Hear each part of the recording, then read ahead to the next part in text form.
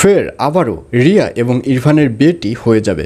বিস্তারিত জানতে সম্পূর্ণ ভিডিওটি দেখতে থাকুন। আসসালামু আলাইকুম প্রিয় দর্শক, সবার কি অবস্থা? হাজির হয়ে গেলাম দীপ্ত টিভির নিবেদিত দেনা পাওনা নাটকের 43তম পর্বে কী সব ঘটতে চলছে তার অগ্রিম খবর নিয়ে।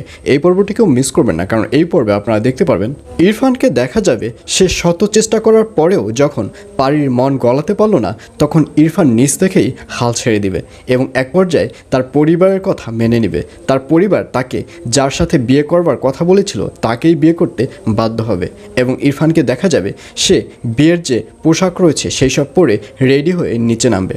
আর অন্যদিকে বাকি রইল রিয়াকে দেখা যাবে রিয়া কিছু জানতেই পারবে না যে রিয়ার বাবা ইরফানের বাবার সাথে কী সব নিয়ে কথা বলেছে। রিয়া ভেবে নিয়েছে যে এই বিয়েটি আর হবে না, কিন্তু এক পর্যায়ে রিয়া যখন ঘুম থেকে উঠবে তখন দেখতে পারবে তার দরজা তালা দেয়া, অর্থাৎ বাহির থেকে তার বাবা তাকে আটকে রেখেছে।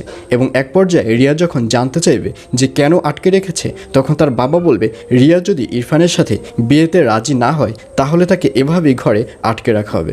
আর এই কথা শুনে রিয়াও আর কোনো কথা বাড়াবে না। রিয়াকেও দেখা যাবে সে বউয়ের সাজা শুরু করবে এবং এক পর্যায়ে রিয়াও বউয়ের সাজ সেজে ইরফানের বাড়িতে তার বাবাকে নিয়ে চলে যাবে। আর অন্যদিকে পারিদের পরিবারকে দেখা যাবে তারা কিছুই জানবে না, তবে পারিদের পরিবারের সবাই মন খারাপ করে বসে থাকবে, কারণ গত পর্বে যে দিনটি ছিল সেটি হচ্ছে পারিদের পরিবারের সবথেকে দুঃখজনক দিন। কারণ ওই দিনে দুইটি প্রস্তাব পারি নিজের ইচ্ছাতেই রিজেক্ট করেছে। আর এই ব্যাপার নিয়ে পারির বাবা মা সহ পারির যে ভাইরা রয়েছে সবারদেরই একটা মন মানসিকতা খারাপ হয়ে যাবে এবং সবাই তখন মন মানসিকতা খারাপ করে বসে থাকবে। কিন্তু পারির কোনো কিছুই যাবে আসবে না। পারিকে দেখা যাবে সে বিরহের গান গাইতে থাকবে এবং পারি জানবেই না যে আজকে ইরফান এবং রিয়ার বিয়ে। পারিকে দেখা যাবে সে সুই দিয়ে একটি নকশি কাঁথা সেলাই করতে থাকবে।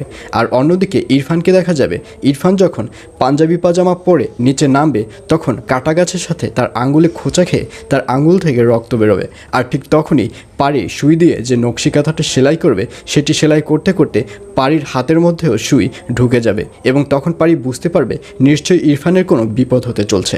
আর এছাড়াও থাকবে আরও আশ্চর্য সকল ঘটনা। সুতরাং সবাইকে দেনা পাওনা নাটকের আগামী পর্ব দেখার আমন্ত্রণ রইল।